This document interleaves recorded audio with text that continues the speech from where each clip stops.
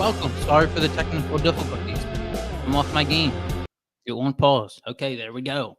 Welcome to episode 62 of Uncaged Sports Talk. Thank you for tuning in. I'm your host, Luke Sarenka. Here on this episode, I know we did an episode last week. We missed the week before. Sorry about the schedule. Just been off recently with stuff. Been out of whack recently. What do we want to talk about today?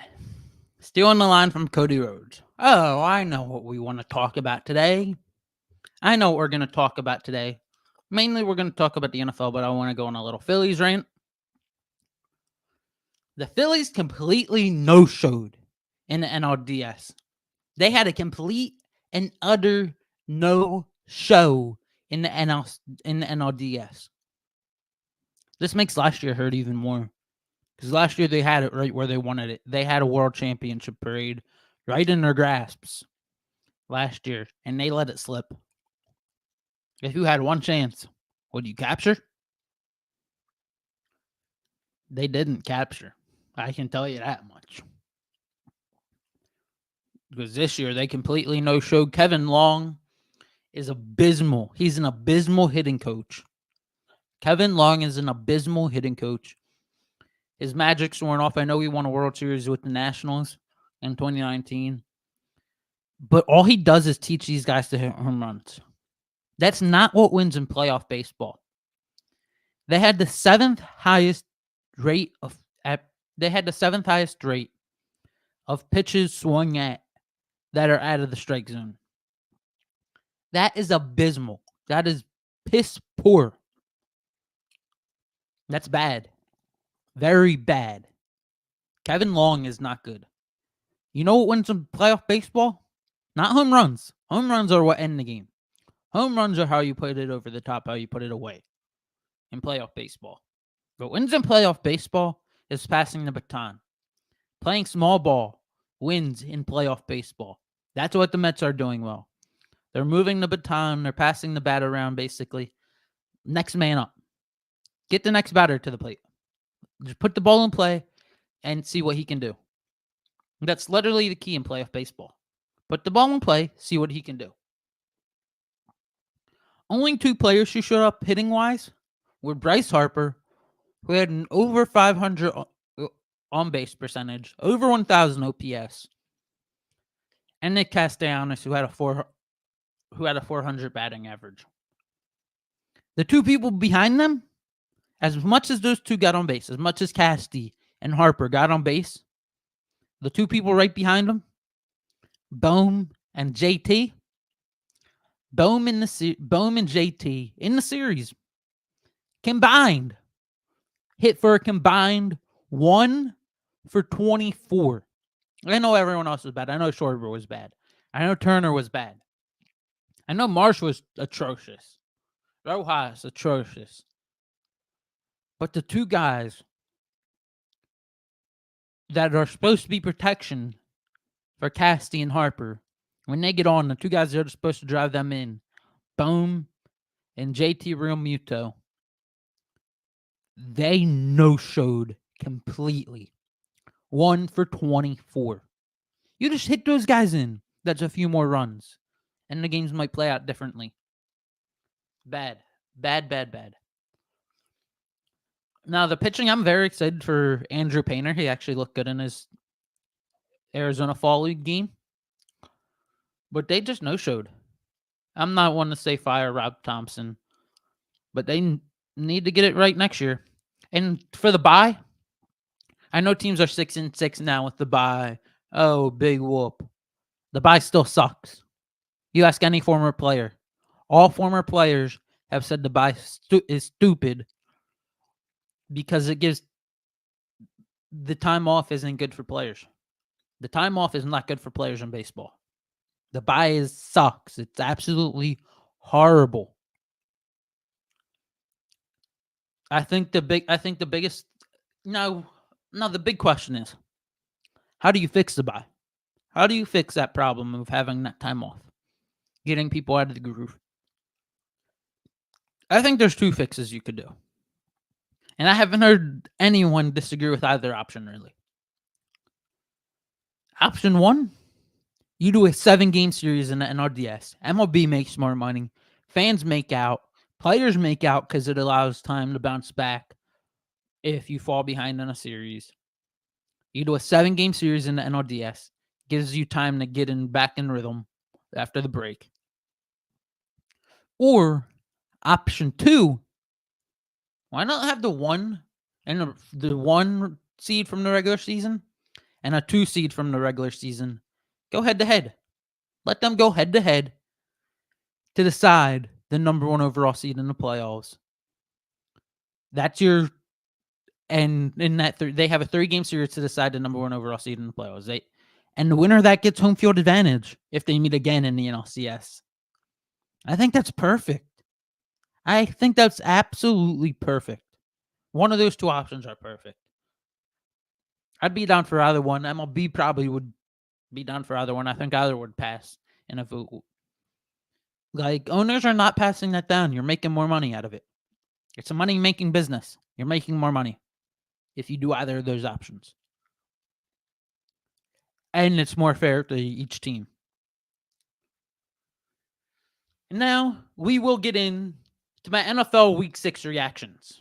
I'm going to go through all the games that already transpired, and we're just going to discuss them, and then we're going to preview Sunday Night Football and Monday Night Football. Now, for my Week 6 NFL reactions, going to go through the games, going to pull up the schedule here. Give me a second, just pulling up the schedule from this week.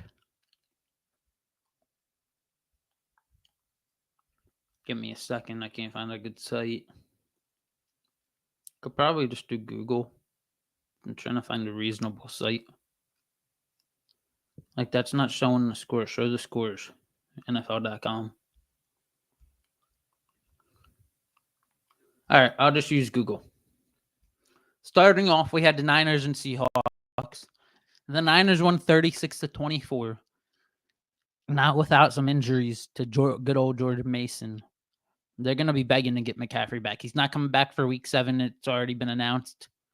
But Jordan Mason got banged up, had a shoulder sprain. Niners need to get healthy, like ASAP. They need to get healthy ASAP.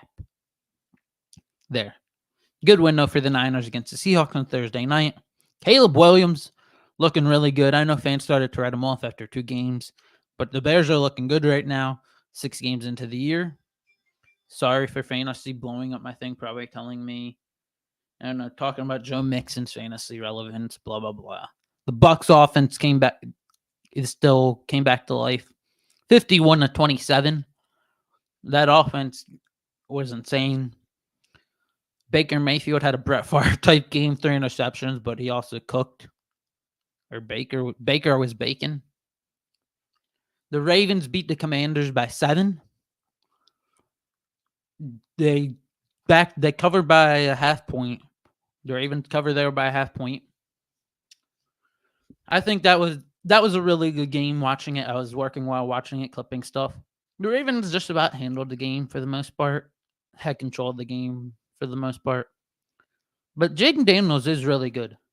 The Commanders have a legit shot to win the NFC East, especially with how the other teams have looked in the NFC East right now. The Commanders are probably the best team in the NFC East. The Packers beat the Cardinals 34-13. Kyler Murray had a decent day, no turnovers, 1 touchdown. He may have fumbled, I'm not sure. I'm trying to look at the stats. Yeah, it does not say anything about a fumble. So Kyler had a decent day, but the running game just couldn't get going for the Cardinals. Trey McBride stepped up. Losing Marvin Harrison was big early.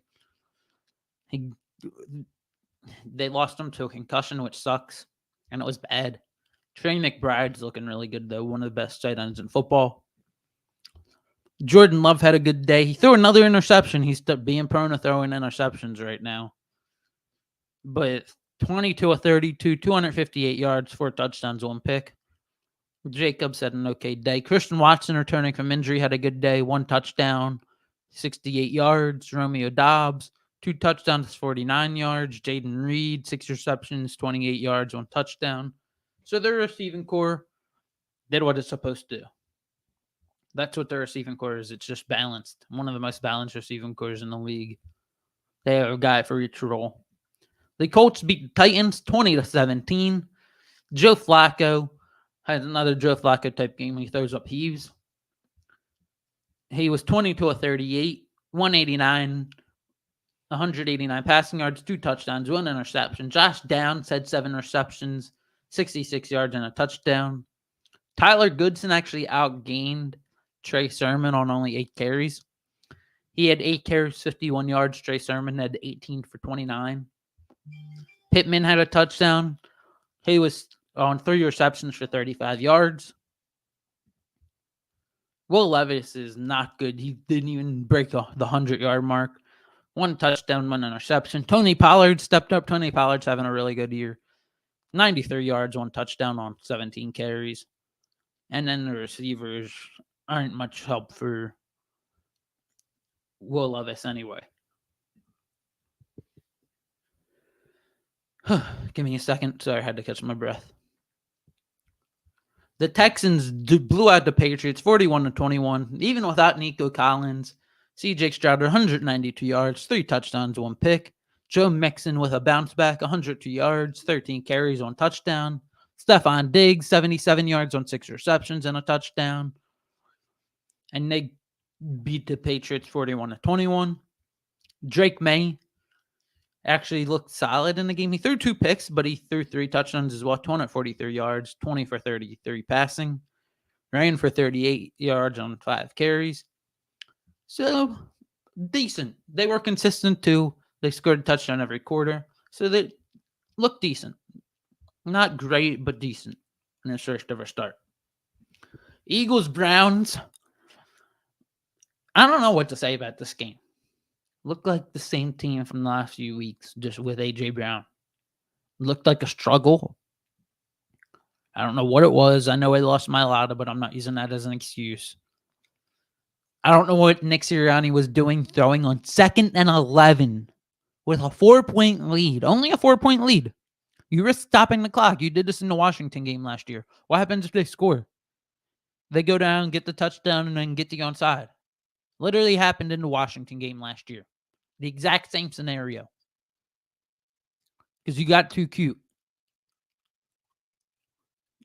Screw getting too cute. Run the ball. You got Saquon effing Barkley. Run the ball. Hurts had a solid day, bounce back. Had no turnovers for the first time in a while. 16-25, 264, 2 touchdowns. Saquon didn't have his best day. A.J. Brown had a good game in his return, his second game of the year. 6 receptions to 116 and a touchdown. And Hurts also had 33 yards on the ground as well. So he got close. He had 297 total today. Devontae Smith had 3 receptions, 64 yards, and a touchdown. Grant Calcaterra in Dallas Goedert's absence, when Dallas Goedert went down with the hamstring, had 4 for 67. So a solid day for the Eagles, but I need to see a lot more out of them moving forward. The Chargers beat the Broncos 23-16. Herbert had a solid day. I'm not the biggest fan of Herbert. You all know that. He was 21 for 34, 237, and a touchdown. J.K. Dobbins had a solid day on the ground, 96 yards, 1 touchdown. They had a little incident with Jim Harbaugh there, but I'm not going to speak on that until probably Tuesday, just to figure out what happened, do some more research on it. McConkey went down in the game. Kamani Vidal might take over Gus Edwards' spot. He had 2 receptions, 40 yards, and a touchdown. 4 carries for 11 yards. Not great or anything. And on the Broncos side of things, Bo Nix was 19 for 33 with 2 touchdowns and a pick. Regressed a little from the last few weeks. He had 6 carries, 61 yards rushing. Javonte Williams, not great, not good, but they did fall behind early. Troy Franklin had a touchdown. I don't know if that's his first. It might be. Let me actually look. Yeah, Troy Franklin, receiver from Oregon, just had his first career touchdown today. He had 2 receptions, 31 yards, 1 touchdown. Cortland Sutton, 4 receptions, 53 yards, and a touchdown. The Broncos fall to the Chargers 16-23.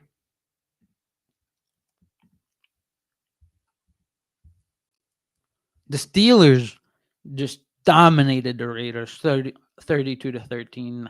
They started down in the game 7-3, but then they just took over the game. Aiden O'Connell, 1 touchdown, 1 pick, 27 for 40. Not the greatest day. Alexander Madison, 14 carries, 33 yards, and a touchdown. Not great either. Brock Bowers had a really good day. One of the only bright spots for the Raiders. He had 9 receptions, 71 yards, no touchdowns, but a solid day for Brock Bowers there for the Raiders. And on the Steelers side of things, Justin Fields had 14 for 24. He did most of his damage on the ground, though. He had 59 yards on 11 carries, 2 touchdowns on the ground. Najee Harris on the ground as well. On only 14 carries, had 106 yards, 7.6 yards a carry, 1 touchdown. George Pickens had 3 for 53. They had a solid game there. Patrick Queen had 6 tackles, 7 total tackles if you include assists. 6 tackles, 7 assists. So Patrick Queen had himself a day there for the Steelers. The Falcons blew out the Panthers 38-20. Kirk Cousins, they pulled away late. They scored 10 late. It was 28-20 going into the fourth, and they scored 10 late. Kirk Cousins was 19 for 30, 225, a touchdown. Tyler Algier, 18 carries, 105 on the ground, 1 touchdown. Bijan Robinson, 15 carries, 95 yards, 2 touchdowns. They had a huge day running the ball this week. Drake London, 6 receptions, 74 yards, and a touchdown. The Falcons had a good day moving the ball through just in general today. Kyle Pitts, 3 for 70. They had a good day. The Falcons. Let me look at the Panthers. Actually, let me just scroll through. Andy Dalton, 2 picks, 2 touchdowns. He is better than Bryce Young. The Bryce Young was atrocious. They weren't putting up any points with Bryce Young. Chuba Hubbard's still having a good year. 18 carries, 92 yards. That's good for 5.1 a carry. I'll take that any day of the week. Deontay Johnson, 6 receptions for 78 and a tutty. Xavier Legette, 3 receptions, 23 yards, and a tutty. And the Falcons beat the Panthers 38-20. And then what was supposed to be America's game of the week, America's team got their beep kicked. You know the word I wanted to say. Jared Goff, 18 of 25, 315 yards, 3 touchdowns. David Montgomery, 12 carries, 80 yards, and 2 touchdowns. Jahmyr Gibbs, 12 carries, 63 yards. Both of them averaged over 5 yards a carry. Jamison Williams had 3 receptions, 76 yards, and a tutty. Amon-Ra only had 4 receptions, 37 yards. He did have a touchdown, though. Sam Laporta wasn't great. He had 1 reception for 54 and a touchdown. So he had 1 big touchdown, but he wasn't great in general. Khalif Raymond, 4 for 73. They had a good game. The big story there, though, for the Lions as well was Aiden Hutchinson broke his leg. That's a big loss for the Lions. And then on the Cowboys side of things, Dak Prescott was absolutely horrible. He was only 17 of 33. 2 interceptions. Cooper Rush actually completed more passes, not more passes, but had a higher percentage completed. 8 for 11, 1 interception. I said this before, the Cowboys' rushing attack is the worst in all of football. Rico Waddle, 5 carries, 25 yards. 5 yards a carry, but only 5 carries. Zeke Elliott, 8 carries, 17 yards.